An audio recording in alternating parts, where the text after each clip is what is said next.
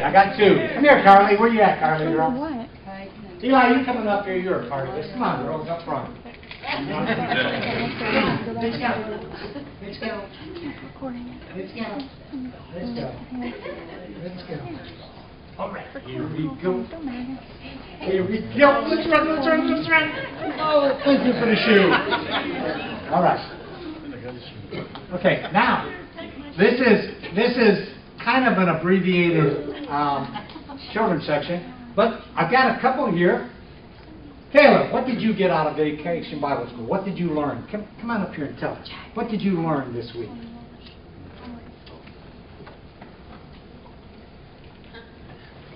Did you learn to love Jesus? Did you learn to get a ball out of some water with your neck? Yes. Did you learn that you could have fun? Okay, good to go. Eli, how about you? Speak up. Come on, pro football player extraordinaire. I learned that Jesus is everything to you. Like, He helps you live. You need to believe in Him. You got to test Him. You need to love Him. And I'm going to love you. Absolutely. Well, I'm keeping this a little bit short, just simply for this reason. Yeah, I agree with you, darling. Okay, let's see if I got the right loop. Yep, loop for church. Oh, wrong one. I know. Jack, you should have been here helping me. There we go. Now we're ready for loop for church. Okay, these are some photos.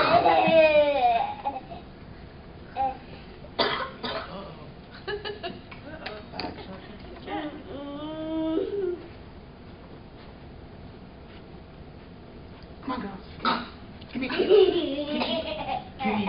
Give me. Okay, look up there. Look up there. Look up there. Uh-oh, looky there. Uh-oh. Where's she at?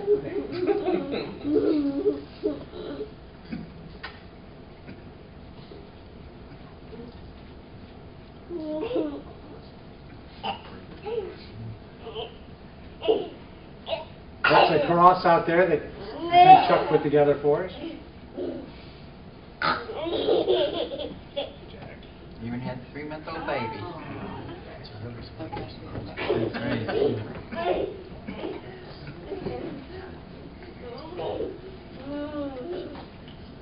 Hey, kids. Remember any of that? Now, these are some pictures of our back of the property, and it goes down to the water. I thought you might want to see.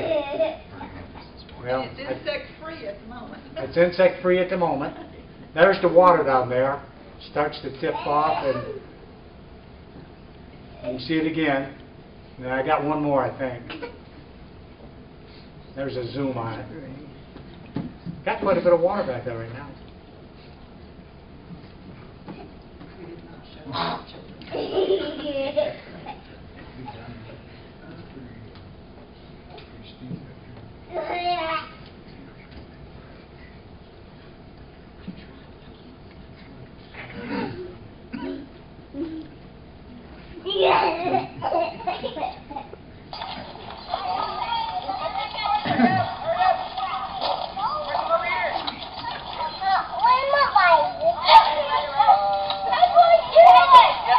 All the way in the water. All the way in the water. All the way in the water. Alright, come on, get your ball. Let's go. All the way in the water. Let's meet Mrs. Hutchins. I want to fall in the pool. I want to fall in the pool when I do it. Fall on the floor.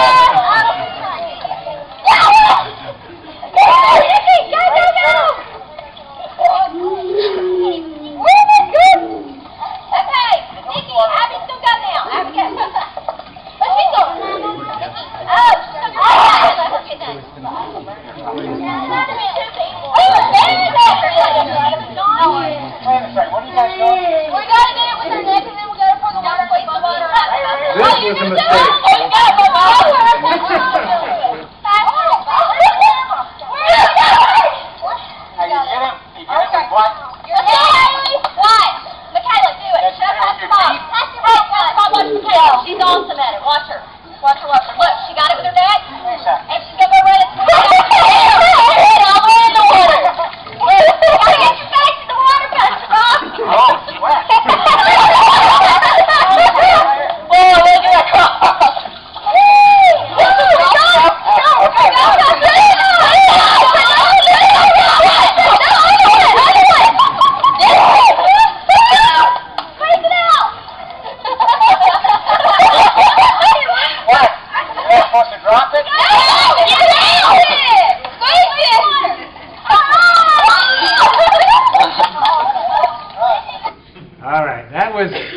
just a little snippet of what we did, and you can see it all on the website.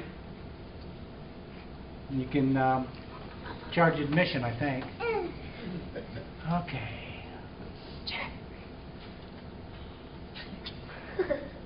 Okay, let's have a prayer. Let's have a prayer. All right. Come here, Jack.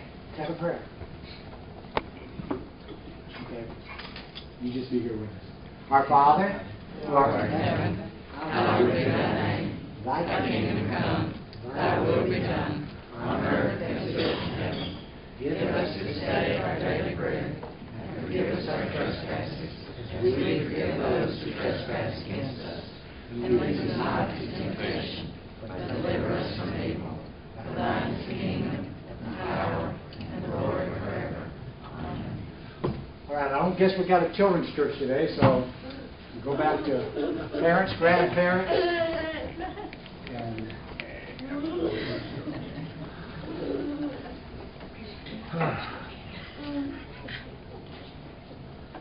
Pastor Bob, ma'am. before we forget about Vacation Bible School, I have to tell you all that Brother Bob took keys that he had from what's the prison? Well, yeah. What it was, I was in charge of security, and this would have been in Alabama, in Talladega. When I got there, there was massive amounts of keys. And when they built the prison, they'd ordered keys for every cell so that they eventually could give them to the inmates if they wanted to. Well, after I got there, I decided I didn't ever want to do that, so I threw them all away. And I kept a few that, you know, for a souvenir or whatnot, and I forgot about them. And Pat's talking about keys. So the fire that I'd had a couple of years ago had burned everything up, and I went out there and dug through all this mess, and I found these keys. And he ground them down and cleaned them up, and every child got one, and they wore it around their neck, and it was to symbolize that was opening the scriptures to you. You know, we walked the road to Emmaus. But then it ended up, the story just kind of evolved, and God did this.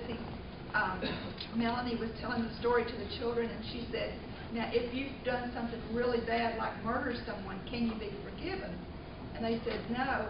And she said, oh, yes, Jesus can open your heart, and you can receive him. And so the key was a symbol that you could be forgiven. And so that was the meaning of the rest of it, but the keys were wonderful. It worked out well, and it was a good use for them, and better than being in the trash like they were meant to be. By the way, a little side note to that, about 2 years after that, one of the administrators came up and said, we've decided to issue keys to the inmates. I said, I don't think that's going to happen. And but anyhow, we didn't. Be strong and be courageous. We're going to be looking in Deuteronomy. We're going to be looking in the first chapter of Deuteronomy, and I should have definitely used different letters on that one, for the message that Moses gives to the people.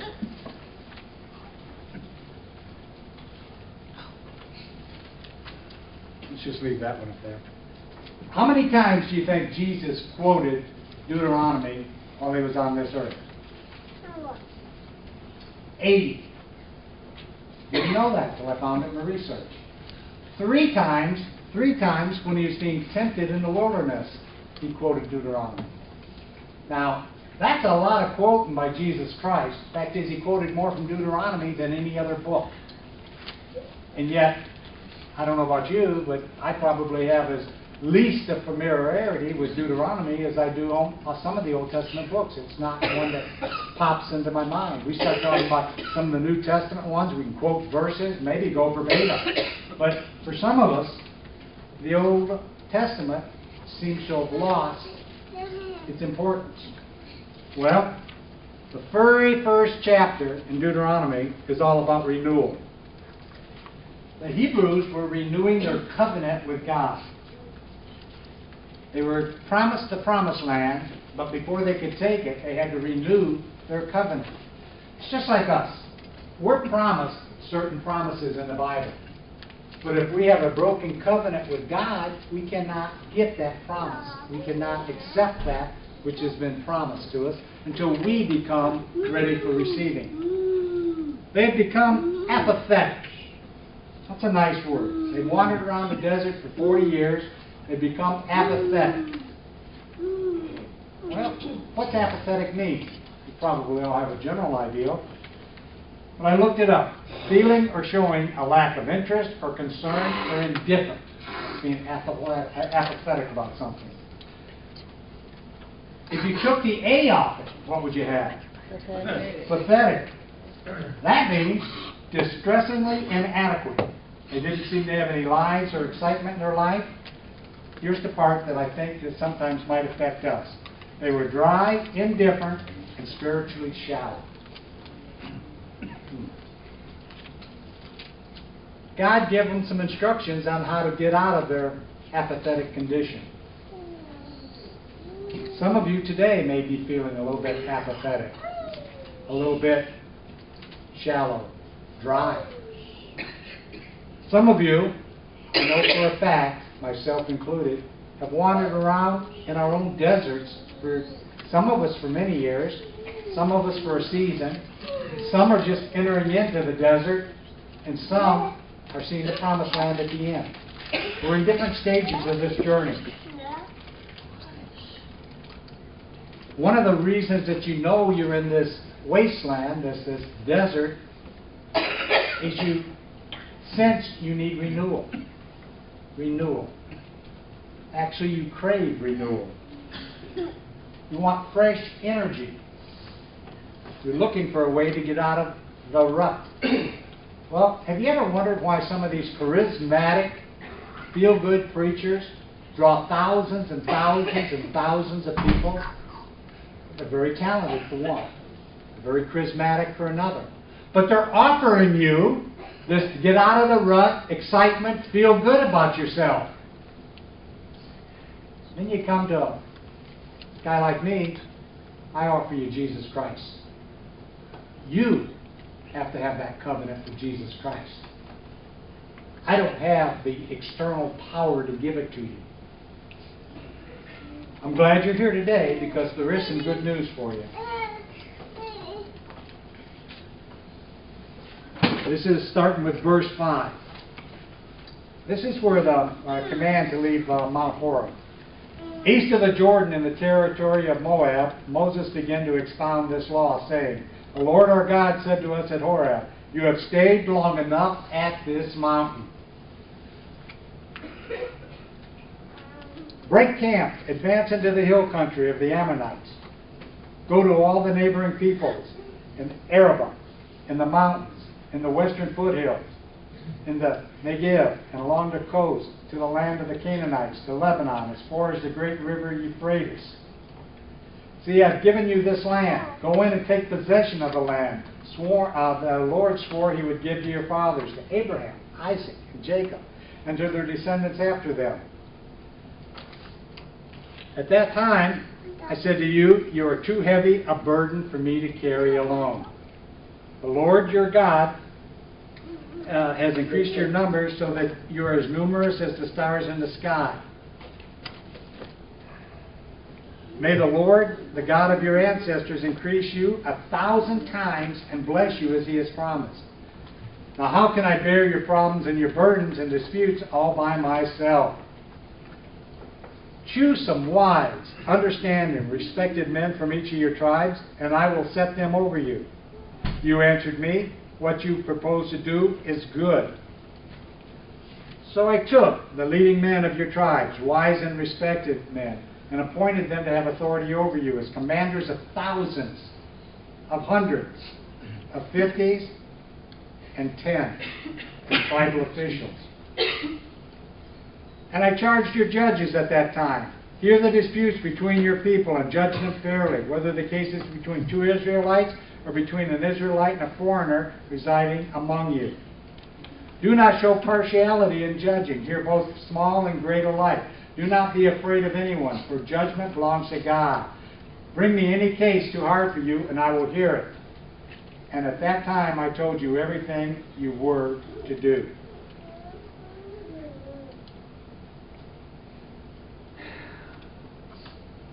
God said you've stayed too long on this mountain. God's telling you, you're on that mountain too long also. It's time to get motivated. It's time to get encouraged. It's time to be renewed. It's time to have this covenant restored. Some of you can identify with every word I'm saying. You've been in a slump. You've been on that mountain. You've been down so long that it feels normal to you. It's not. God does not want that for you. So how do I get out of this? How do I change it? The same way the people did in Deuteronomy. Now here's going to be something that you may not have picked up out of the Scriptures, but I'll go back and show you where it was at. Your first step is involvement in a small group. I've looked at that this week. I've studied it.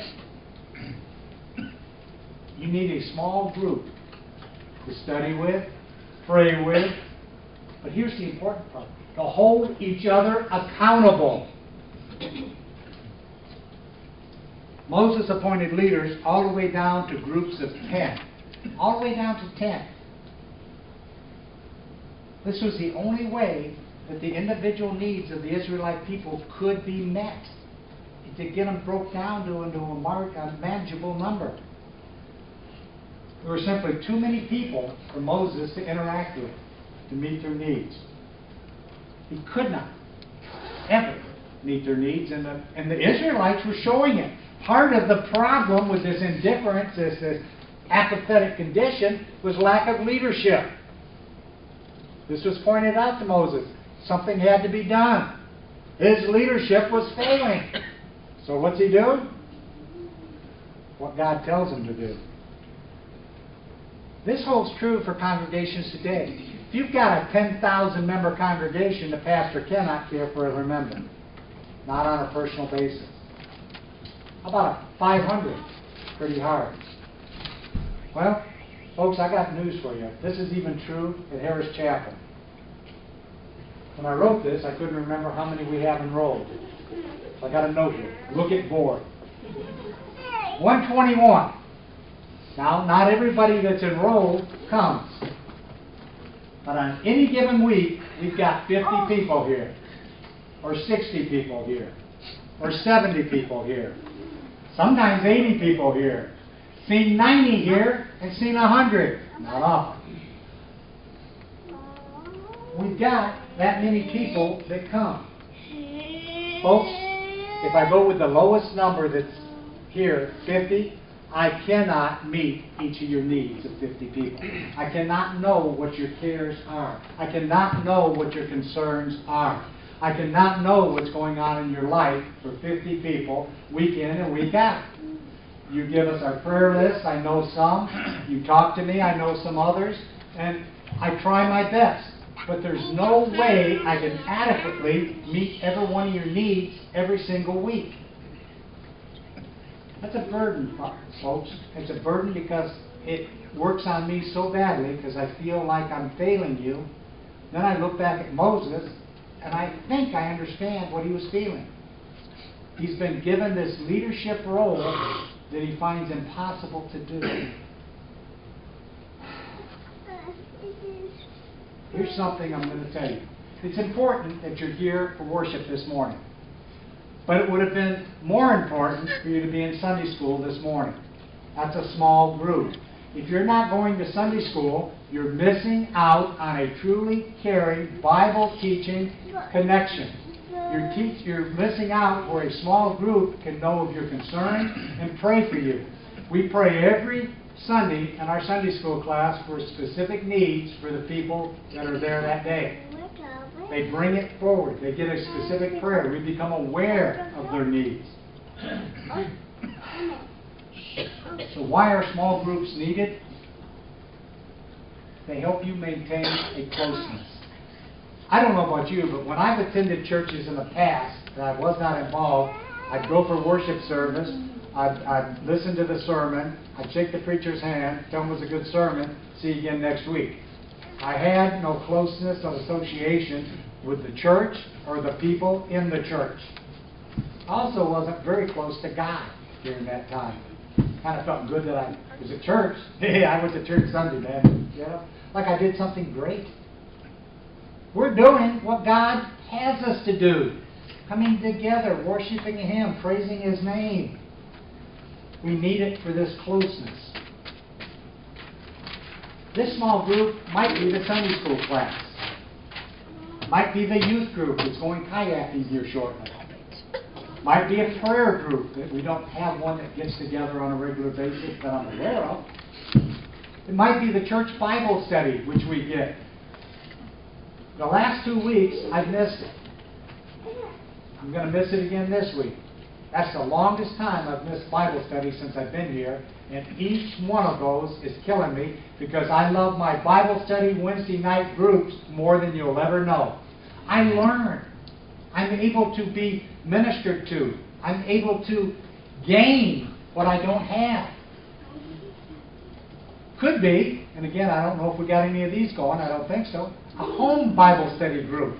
There's nothing that says you cannot meet together in each other's homes and study the Bible. You could meet at the church, another location.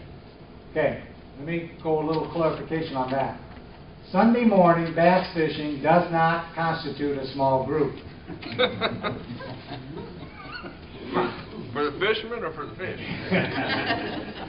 The smaller group will enable you to have your needs met, to be prayed about, to be encouraged. And folks, some of you don't want this, but to know what's going on spiritually, physically, and emotionally in your life. It's important that you have the support of fellow Christians, of your brothers and sisters in Christ, to help you through these turmoil. We go to therapists and counselors, and we have a whole litany of things that we do to help us some of our emotional illnesses. One thing that we don't do a great deal of is use what God has given us. That's each other. It's foreign to our nature. You have someone you can share your hopes and dreams with. Someone who truly cares about you as a person. It's actually the very heart of the beginning of the Methodists. That's how they started a small group Bible study. They did it methodically, i.e. Methodist. Large groups are important. Like right now, these are important.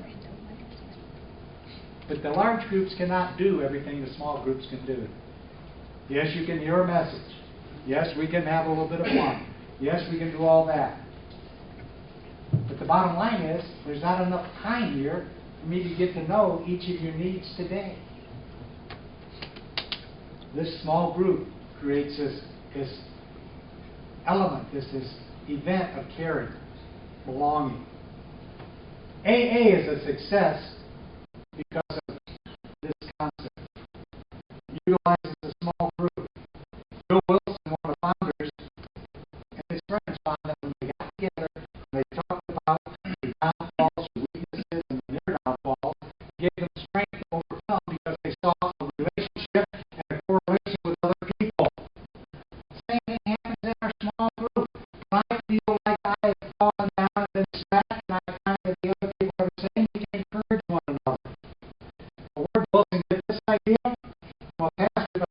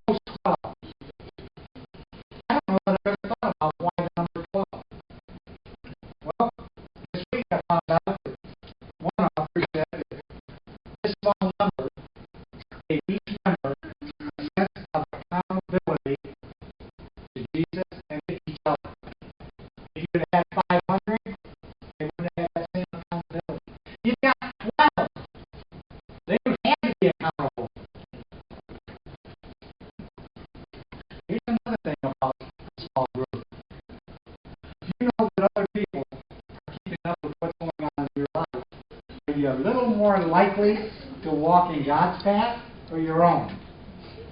After I become a pastor, it hit me like a sledgehammer that my life had to reflect Christ in everything I do, say, and act.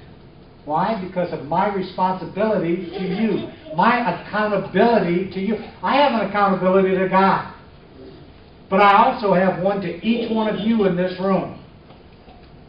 A fallen pastor is more destructive than an active Satan. There's a responsibility there that goes way past anything that I am. When God says, Bob, go preach my word, He also said, Bob, go live my life. Follow my will. Some Christians want to be the Lone Ranger Christian. We're brought up on that rugged individualism. We've forgotten that we're not the only people on the planet.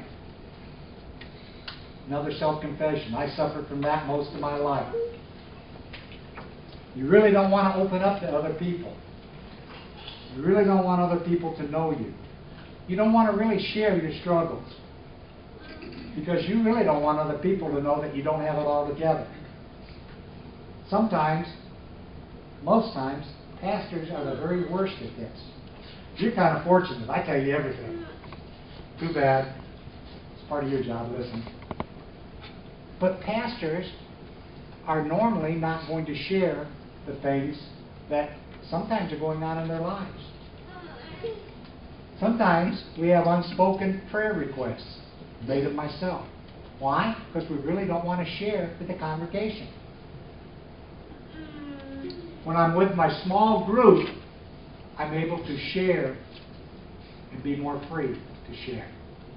It should not make a difference if it's in front of the congregation or the small group. But for most of us, the small group is easier. We just don't want to share our mistakes. Well, here's something in case you ain't figured it out. Everybody already knows you don't have it all together. None of us do.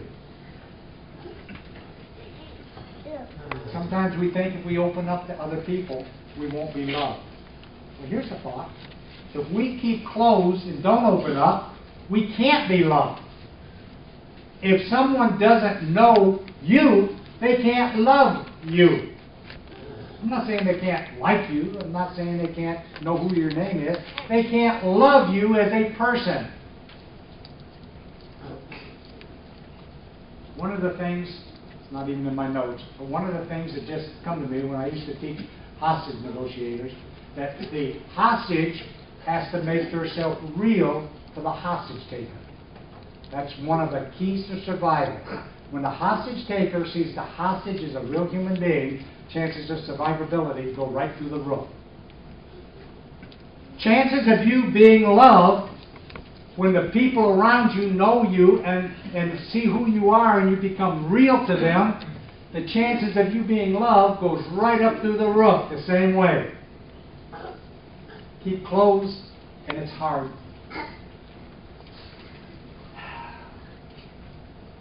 In Ecclesiastics, 2 are better than 1 because they have a good return for their labor.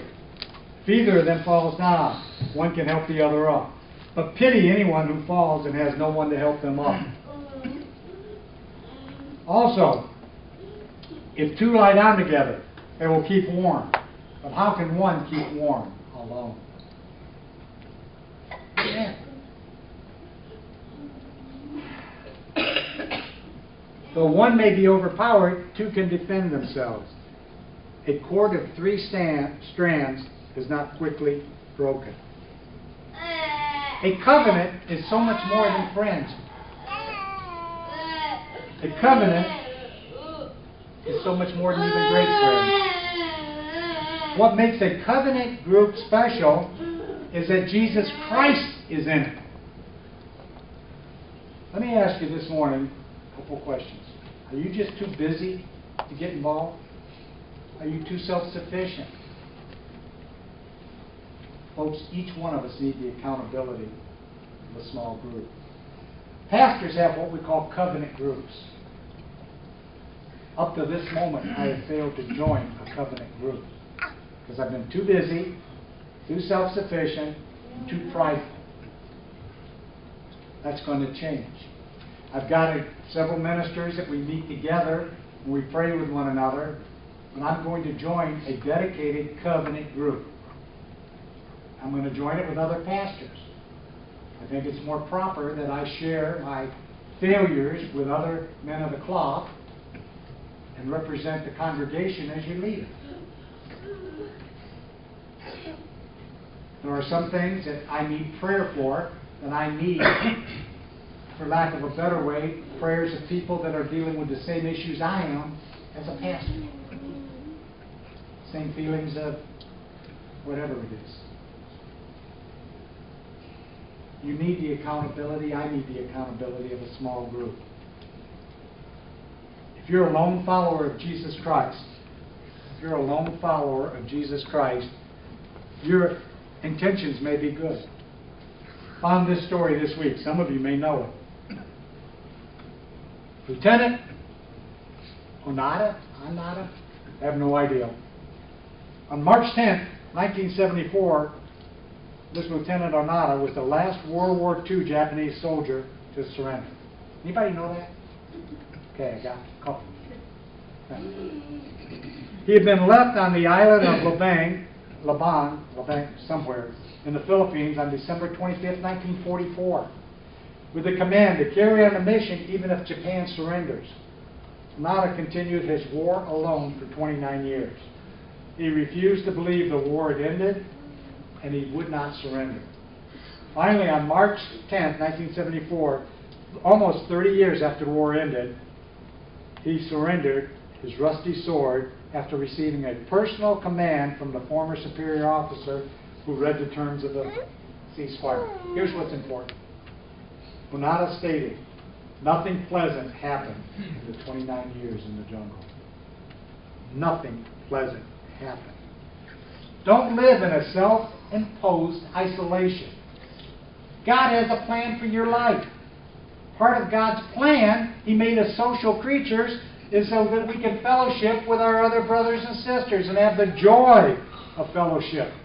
He does not want us alone. Nothing pleasant happens when you try to live a lone Christian life. I challenge you personally to look at this and to commit yourself to involvement in a small group. If there's not one here at Harris Chapel, create one. Start one. It can be a small group.